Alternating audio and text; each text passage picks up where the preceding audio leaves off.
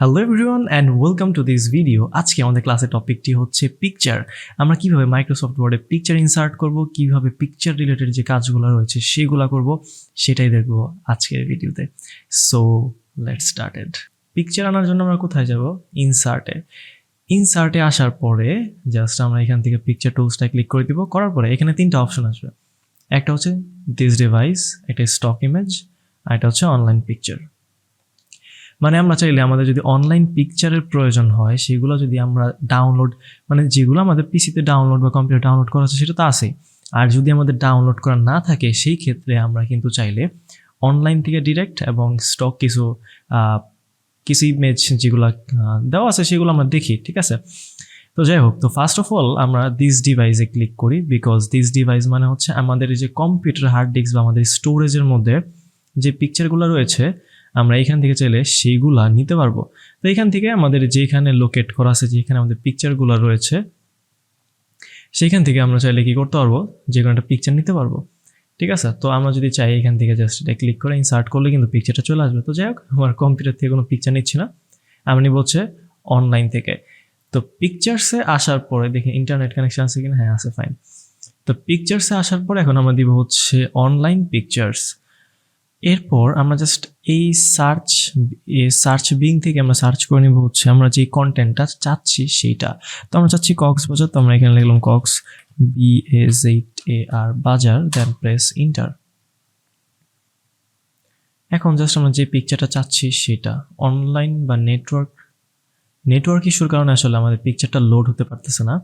তো আমরা জাস্ট এটা ক্লিক করে যেটা প্রয়োজন হয় আমরা ইনসার্টে ক্লিক করে দিলেই পিকচারে ডাউনলোড হয়েছে, বাট কোয়ালিটি খুবই লুজ। সো যাই হোক, আমাদের নেট ইস্যু থাকার কারণে আসলে আমরা অনলাইন পিকচার নিতে পারতেছি না, সেহেতু আমাদের কম্পিউটার থেকে যে কোনো একটা পিকচারই কিন্তু এখন নিতে হবে। তো প্রসেসটা খুব সিম্পল, জাস্ট আমরা ওইখানে যাই সার্চ করলেই কিন্তু আমরা পিকচার নিতে পারবো। বা স্টক ইমেজ থেকে আমাদের কিছু স্টক ইমেজ দেওয়া থাকবে, সেগুলো আমরা চাইলে ইউজ করতে পারি, বাট নেট আজকে খুবই স্লো থাকার কারণে আসলে সেগুলো আমরা দেখতে পারতেছি না। তো যাই হোক, কোনো সমস্যা নাই, আমরা দিস ডিভাইস থেকে যে কোনো একটা পিকচার এখান থেকে নিয়ে নিচ্ছি। তো এখন কোন পিকচারটা নিব? ডেস্কটপ। আচ্ছা, এখান থেকে আমরা এই চাঁদের যেটা ছবি রয়েছে আমরা সেটাই নেই। ক্লিক করার পর আমরা এখান থেকে ক্লিক করে দেবো হচ্ছে ইনসার্টে ক্লিক করার পরে কিন্তু আমাদের যে চাঁদের যে শেপটা বা যে পিকচারটা রয়েছে সেটা কিন্তু আমাদের এখানে ইনসার্ট হয়ে যাবে। তো ইনসার্ট হওয়ার পরে এখন আমরা এটাকে চাইলে ডিফারেন্ট ওয়েতে একটু খেলাধুলা করতে পারি এটাকে নিয়ে। তো সেইটা আমরা কিভাবে করবো? আমরা চাইলে ব্যাকগ্রাউন্ড রিমুভ করতে পারি, একটু 3D টাইপ একটা এফেক্ট দিতে পারি, কালার নিয়ে একটুখানি কাজ করতে পারি।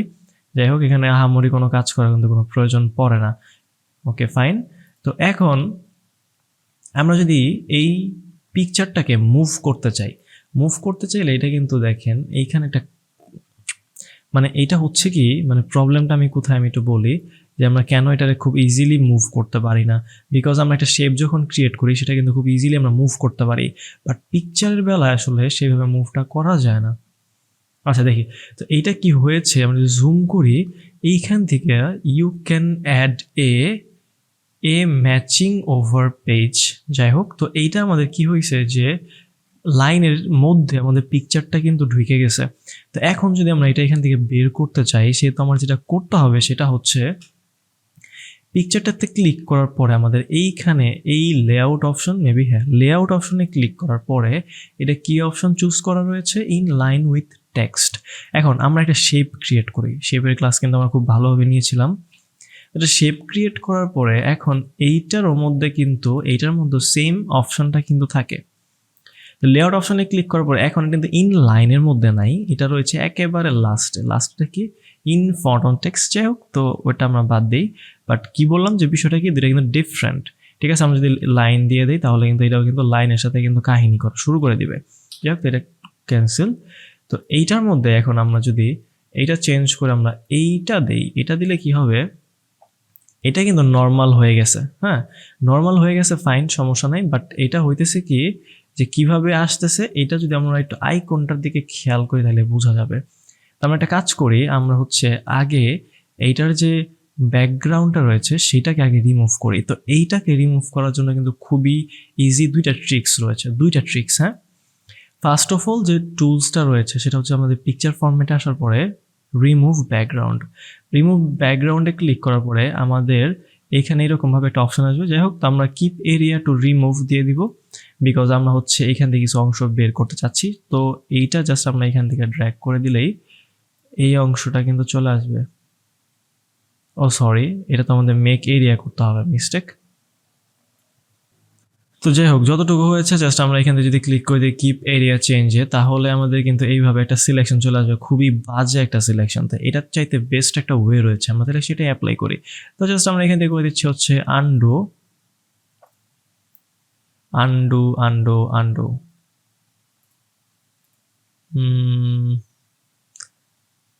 রিসেট, আমরা রিসেট পিকচার করে দিলাম। রিসেট পিকচার করার পরে কি পিকচারটা যেরকম ছিল সেরকমটাই চলে আসছে। আসার পরে এখন আমরা এই পিকচারটাকে আমরা ক্রপ করব সার্কেলের মতো করে। সেটা কিভাবে করব? আমরা যদি ক্রপ টুলের মধ্যে যাই, এটাতে ক্লিক করলে তো জাস্ট আমরা এখান থেকে এটা চেঞ্জ করতে পারতেছি বা রিসাইজ করতে পারতেছি, ফাইন। তো এটা সার্কেল বেসড কিভাবে রিসাইজ করব, এটা করার জন্য আমরা ক্লিক করব হচ্ছে ক্রপের এই নিচের অংশটাতে। করার পরে আমরা ক্লিক করবো হচ্ছে ক্রপ টু শেপে ক্লিক করার পরে আমরা এখান থেকে যাব হচ্ছে সার্কেল মানে ওভাল। তো ওভাল দেওয়ার পরে এখন একটা এরিয়া কিন্তু মানে সার্কেল বেসড আসছে, বাট আমাদের যে আরো ভিতরে ঢোকার প্রয়োজন। তো আমরা ভিতরে কিভাবে ঢুকবো, এটা করার জন্য আমরা ক্রপে একটা ক্লিক করে দিব। আবারও ক্রপে ক্লিক করার পরে দেন একটু জুম করে নিব। জুম করার পরে আমাদের যে অংশটা দরকার সেটা আমরা ওইভাবে জাস্ট নিজের মতো করে নিয়ে নিব।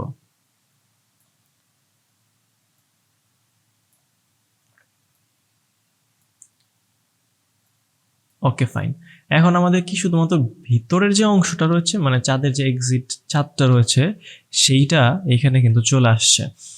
আসার পরে এখন আমরা দেখব বাকি অপশনগুলা কি, যে এখন আমাদের এইটার যে শেপটা এটা কি এই সাইডটা কিন্তু পুরো মিলে আছে, এটা কিন্তু ভিতরে কিন্তু কোনো টেক্সট ঢুকে নেই।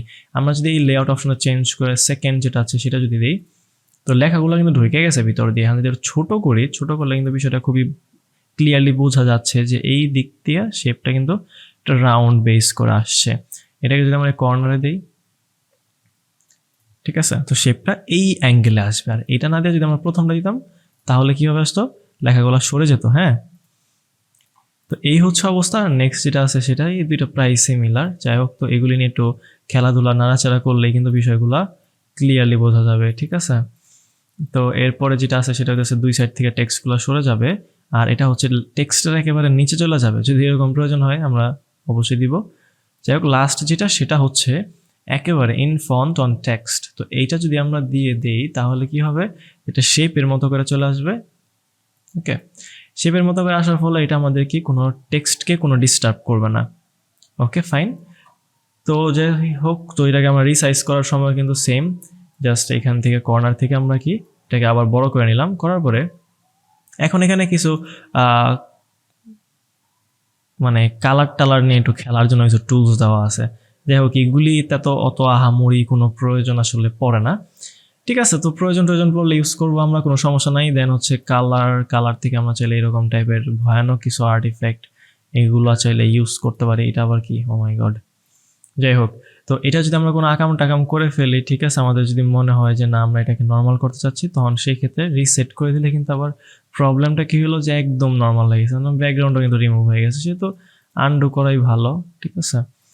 আনডু করলে সেই প্রবলেমটা কিন্তু আর হচ্ছে না। করার পর এখন কমপ্রেস পিকচার, মানে আমরা এইটাকে চাইলে ছোট করতে পারি পিকচারের সাইজটাকে, এইগুলা দিয়ে এইচডি ইমেজ দিয়ে হাবি জাবি দিলে। তো এগুলো কোনো প্রয়োজন আমার পড়তেছে না। পিকচার চেঞ্জ আমরা চাইলে এখান থেকে আবার কি একটা পিকচার চেঞ্জ করতে পারবো, মানে এখান থেকে যে কোনো একটা পিকচার দিলে সেটা চেঞ্জ হয়ে যাবে। পিকচার চেঞ্জ করতে পারবো আমরা, রিসেট তো করতে পারবোই, কোনো সমস্যা নাই। এরপরে কিছু পিকচার স্টাইল দেওয়া আছে, আমরা চাইলে এরকম টাইপের দিদিক মার্কা পিকচার ইফেক্ট দিতে পারি।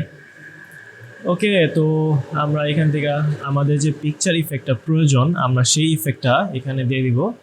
ক্লিয়ার? দেন এরপরে রয়েছে পিকচার বর্ডার, আমরা চাইলে পিকচারের সাইড দিয়ে একটা বর্ডার দিতে পারি। তো আমরা রেড কালার বর্ডার দিই যাতে বিষয়টা দেখা যায়। দেওয়ার পর এখন যদি চাই আমরা সেইভাবে ওই যে আমরা শেপের ক্লাসে দেখছিলাম বিষয়গুলো, আমরা চাইলে কিন্তু এগুলোকে মোটা তাজা করতে পারবো। ওকে ফাইন, তো কালার এখান থেকে করা যাবে। এরপরে পিকচার ইফেক্ট, এখান থেকে শেপ, এগুলো আমরা শেপের ক্লাসে দেখছি, তো এগুলো যাইতেছি না। যাওয়ার পরে এখন আপাতত আর কোনো টুলস আসলে বাকি নাই। এখানে টুলস বাকির মধ্যে রয়েছে হচ্ছে পজিশন। আমরা চাইলে হচ্ছে এইভাবে আমাদের টেক্সট পজিশন, যে পিকচারটা রয়েছে সেটার পজিশন কিন্তু চাইলে চেঞ্জ হাবি করতে পারবো, কোনো সমস্যা নাই। ওকে ফাইন, এরপরে এখান থেকে হচ্ছে ব্রিং টু ফ্রন্ট ব্যাকওয়ার্ড, এগুলো আমরা শেপের ক্লাসে দেখছি কিভাবে নিচে পাঠাইতে হয় বা উপরে তুলতে হয় সেই বিষয়গুলো। অ্যালাইনও শেষ আমাদের অলরেডি কমপ্লিট, রোটেট কমপ্লিট। যদি আমরা এই টুলসগুলা দেখতে যাই তাহলে কিন্তু আমাদের যে শেপের ক্লাসটা রয়েছে সেটা চাই কিন্তু খুব ভালোভাবে বুঝতে পারবো। ওকে ফাইন, দেন ক্রপ হচ্ছে নর্মাল ক্রপ। আমরা এখান থেকে হচ্ছে ক্রপ শেপ দিয়েছি, সেহেতু আমাদের ক্রপটা এইভাবে আসতেছে। যদি আমাদের নর্মাল ক্রপ দরকার হয় তো আমরা রেক্টেঙ্গুলার করে দিব। দেন রেক্টেঙ্গুলার করার পর এখানে ক্লিক করা, দেন হচ্ছে বাউন্ডিং বক্স থেকে আমরা যেমনি চাইলে সেভাবে কিন্তু রিসাইজ করতে পারবো। এটা আমরা জাস্ট ভিতর অংশ আসার পরে এখন কিন্তু এটা ক্রপ হয়েছে বলতে কি, আমরা যদি বাহিরে ক্লিক করি তাহলে অংশটা কিন্তু ক্রপড হবে, ঠিক আছে। এরপর আবার এটা ক্লিক করার পরে এখন আমরা চাইলে কিন্তু আবার ক্রপে ক্লিক করার পরে এটাকে ব্যাক আনতে পারবো, মানে পার্মানেন্টলি জিনিসটা কিন্তু ডিলিট হয়ে যায় না।